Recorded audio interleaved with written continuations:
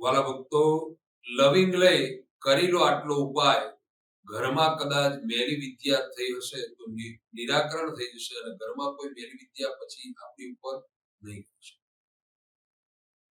પ્યારા ભક્તજનો, આ કળિયુગમાં અનેક પ્રકારના માણસના મન થઈ ગયા છે. ઘણી વખત એવા પ્રશ્નો આપણી ઉપર ઉદ્ભવતા હોય, બનતા હોય છે કે પોતાના જ પોતાની ઉપર કાવતરાઓ કરતા હોય છે. પોતાના જ પોતાના માણસો ઉપર એને મેલી વિદ્યા કરી અને એનું જે સ્ટેજ છે, એ જે જગ્યા ઉપર પહોંચ્યા છે, એ જગ્યાથી નીચે પાડવા માટે આ યુગમાં લોકો મથતા હોય છે. તો મારા ગુરુજીએ મને જણાવ્યું એ પ્રમાણે મેં ઘણા બધા લોકોને આ ઉપચાર આપેલા છે. મારા કથા દરમિયાન ઘણા ઉપચારો આપણને મળ્યા હશે અને એક સુંદર ઉપચાર હતો કે એકમ થી પૂનમ સુધી માતાજીને પ્રસન્ન કરવા. તો ઘણી જગ્યાએથી ફોન આવ્યો, ઘણા લોકોના કામ પતી ગયા. તો આ બધા ઉપચાર કરવાથી, અને આ લવિંગનો ઉપચાર સચોટ ઉપચાર છે. તો એ લવિંગ કયા દિવસે લેવું, લવિંગને શું કરવું, ક્યાં રાખવું અને કેટલા સમય માટે રાખવું, એ તમામ તમને માહિતી આપતા પહેલા આ યુગમાં બનેલા સત્ય ઘટનાઓ આપણને જણાવું છું. આ કથા દરમિયાન મારે આ પ્રવચન એટલા માટે કરવું પડે છે કે આજથી 2 દિવસ પહેલા એક ગામમાં પ્રતિષ્ઠા હતી અને પ્રતિષ્ઠાના દરમિયાન પધરામણીમાં હું ગયો. હવે એ પરિવાર એટલો બધો દુઃખી થવાનું કારણ શું હતું? આપણા મનમાં એમ થાય કે મેલી વિદ્યા હોઈ શકે, મેલી વિદ્યા થઈ શકે, આવા બધા પ્રશ્નો ઉદ્ભવે ને મનમાં. કારણ કે અત્યારનો માણસ છે ને, ટેકનોલોજી યુગ ચાલે છે, હાર્ડ એન્ડ ફાસ્ટ યુગ છે, આગળ વધતો છે અને વધવું જોઈએ. પણ આ બધી વસ્તુઓ બને ક્યારે બને છે કે કોઈ આપણીથી આગળ જાય ત્યારે એની ઈર્ષાઓ જાગૃત થાય.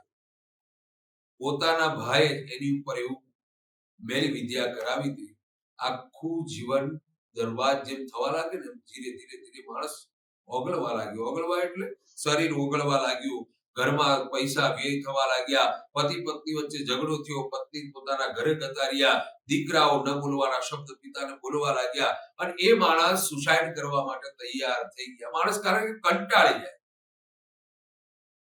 અને એ દરમિયાન એને કદાચ મારા કથાઓ પ્રવચનો સાંભળ્યા હશે અને મારે ત્યાં જવું, અને મેં કારમાંથી હજુ ઉતર્યો જ નથી અને તરત જ એને આવીને મને કીધું, મહારાજ હું તમને જ ગોતતો હતો, મારે આ પ્રશ્ન છે અને આ પ્રશ્નનું નિરાકરણ નહીં થાય તો મારે બસ હવે આપઘાત કરવાની શરૂઆત તૈયારી છે. કારણ કે હવે જીવવાનો કોઈ વ્યર્થ કોઈ મિનિંગ જ રહ્યો નથી. કારણ કે પરિવાર આખો વિખરાઈ ગયો છે. મારા પત્ની પણ ચાલ્યા ગયા છે, મારા દીકરાઓ પણ મને અપશબ્દ બોલવા લાગ્યા છે. હવે મારે જીવન જીવીને કોઈ વ્યર્થ અને વ્યથા નથી અને માણસ ભાગી અને ભૂખો થઈ ગયો, રોવા લાગ્યો. એટલે મેં એને કીધું 5-10 મિનિટ પછી એને પાસે બેસી અને વાત કરી. એને બધી ચર્ચા મને ખરેખર એ માણસ એટલો બધો ટોપ લેવલમાં સારું કામ કરતા હતા. અત્યારની યુગ પ્રમાણે સારી આવક હતી, ઘર સારું ચાલતું હતું, પતિ પત્નીને સારું બનતું હતું, બાળકો પોતાના કીધામાં હતા. પણ ભાઈને ફક્ત ને ફક્ત થોડી બોલાચાલી થઈને, ભાઈના જે ઘરના હશે થોડા એ પ્રકારના સ્વભાવ વાળા આકરા હતા, એટલે એમને પોતાના પિયરમાં આ બધા કાર્ય કરાવ્યા અને પછી એની પડતી આવી એવું મનથી વિચારતા. એટલે મેં એને જણાવ્યું કે ભાઈ એટલું બધું તો બની ન શકે, પણ હું તમને ઉપચાર આપું એ શરૂઆત કરો. તો આ ઉપચારને નોંધ કરજો કે શનિવાર અથવા મંગળવારના દિવસે, ફરી વખત આપને બીજી વખત રિવિઝન કરીને બોલું છું, આ ઉપચાર શનિવાર અથવા મંગળવાર ના દિવસે કાં તો મધ્યાહન કાળે, મધ્યાહન સમય એટલે 12 થી 1 ના ગાળા, કાં તો સાંજે 6 થી 7 ના ગાળામાં, 7, 11 અથવા 9, 7, 11 અથવા 9 લવિંગ લેવાના છે. લવિંગ ને એક વાત યાદ રાખજો, લવિંગ તૂટલું ના હોવું જોઈએ. જે લવિંગનો ઉપરનો ભાગ છે અને નીચેનો ભાગ છે સમાનતા તૂટલો હોવું ન જોઈએ. ઘણા બધા લવિંગ નીચેથી જે ભાગ આવે એ તૂટલો હોય તો એ ખંડિત ગણાય, ચાલશે. લવિંગ હાથમાં લેવાનું છે અને હાથની મુઠ્ઠી વાળી અને મનમાં ઓમ હનુમંતે નમઃ, ઓમ રીમ બોલો અથવા ઓમ બોલો, હનુમંતે નમઃ એમ 21 વખત બોલવાનું છે. કેટલી વખત? 21 વખત. ત્યારબાદ ભગવાન હનુમાનજીનું સ્મરણ કરી કોઈ પણ શુદ્ધ કાપડ લઈ એ લવિંગની અંદર મૂકી દેવાનું છે અને તમારા ઘરમાં જે મંદિર છે એ મંદિરમાં જ્યાં આગળ ભગવાન હનુમાનજીનો ફોટો હોય કે માતાજીનો ફોટો હોય, ગમે તે જગ્યાએ માતાજીના કે હનુમાનજીના ચરણમાં એ લવિંગની પોટલી મૂકી દેવાની છે. આ 9 દિવસ 7 દિવસ તમે રાખી શકો છો, કાં તો 7 દિવસ કાં તો 9 દિવસ. જ્યારે પણ આ પ્રયોગ કરો ત્યારે આ રીતે કરો. હવે આપણને એવું મનમાં થાય કે લવિંગથી આપણા ઉપર મેલી વિદ્યા થતી અટકે ખરી? થાય કે ન થાય? અહીંયા બેઠા કેટલા જણને થાય?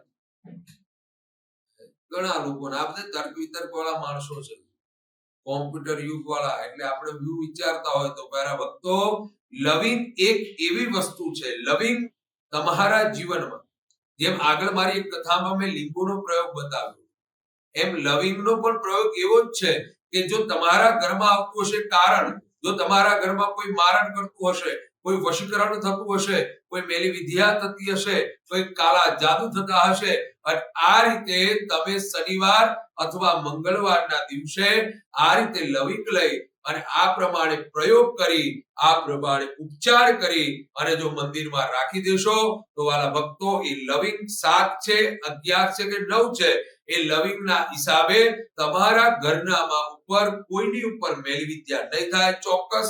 અને મેલી વિદ્યા નહીં થાય અને સાથે સાથે તમારા પ્રગતિની વૃદ્ધિ થશે. કારણ એક જ છે કે લવિંગ એ નેગેટિવ ઉર્જાઓને બહાર કાઢે છે, સકારાત્મક ઉર્જા ઘરમાં લાવે છે.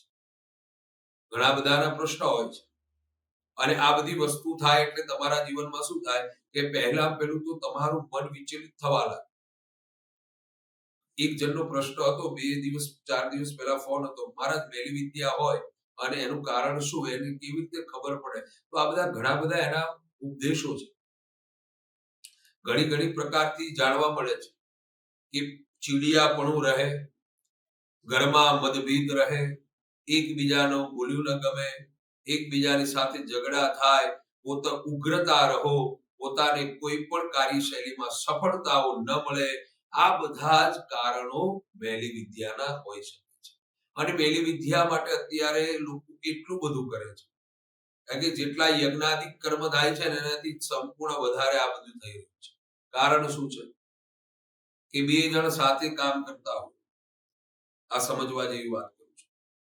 2 જણ સાથે કામ કરે, કદાચ પેલો રાત દિવસ મહેનત કરે, કોઈ પણ ક્ષેત્રમાં કાર્ય કરતો ને એમાં રાત દિવસ મહેનત, દિવસ ન જોવે, સાંજ ન જોવે, કોઈ પણ પ્રકારમાં પોતાના કામમાં પ્રવૃત્તિમાં મન લગાવી એટલું બધું બાપડો મહેનત કરે, એટલું મહેનત કરે, લોહી પાણી એક કરીને મહેનત કરે અને અંતે સારામાં સારી નામના પ્રાપ્ત થાય, સારામાં સારો રૂપિયો પ્રાપ્ત થાય. એટલે એ માણસ ઉપર આપણે શું કરીએ?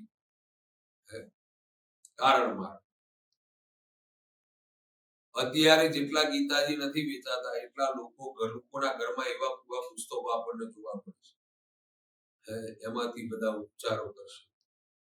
કારણ કે આ યુગમાં લોકો એક જ વસ્તુ વિચારે છે, આપણાથી કોઈ આગળ જવું જોઈએ નહીં. પણ એટલી વાત યાદ રાખજો પ્યારા ભક્તજનો, કે ખોટું કરેલું હશે ને, તમે જો કોકનું ખોટું કર્યું હશે ને, તો આજે નહીં તો કાલે, કાલે નહીં તો 10 દિવસે, 10 વર્ષે, પણ આવતા જન્મમાં પણ એ ખોટું કર્યાનું તમારે ફળ ભોગવવું પડશે.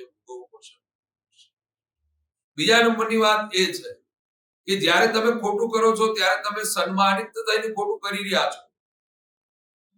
ઘણા લોકો ખોટું કરે છે પણ હાથમાં એમ થાય કે ખોટું થઈ રહ્યું છે, આપણને ખબર છે, અને એ માણસ એટલો બધો ચપળતાથી ખોટું કરે, પણ એક વખત એ ખોટું ખોટું કરેલાને ભગવાન ખોટું ફળ આપે છે.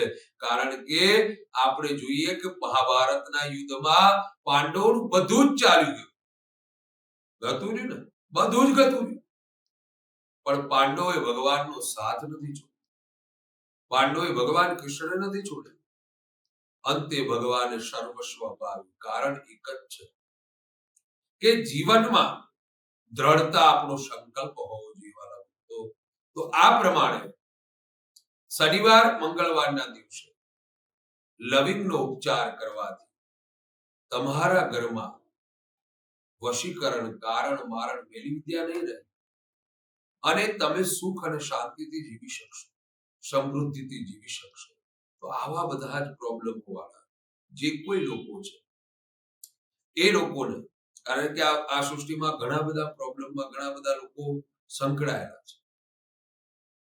તમારે જો સચોટ નિદાન કરી માર્ગદર્શન પ્રાપ્ત કરવું હોય તો આ નીચે આવેલા નંબર ઉપર કોન્ટેક્ટ કરી દર રવિવારના દિવસે નોંધ કરજો. પછી કદાચ મારો ફોન રિસીવ અમુક વખત ન થઈ શકે, ઘણા બધાના પ્રશ્નો છે, ઘણા બધાના મેસેજ આવે કે મારા ફોન રિસીવ કરતા નથી, પણ હું કથામાં હોય, કોઈ કર્મમાં હોય, કોઈ વિધિ વિધાન પૂજનમાં હોય, પધરામણીમાં હોય, તો કદાચ ફોન નથી લઈ શકતો.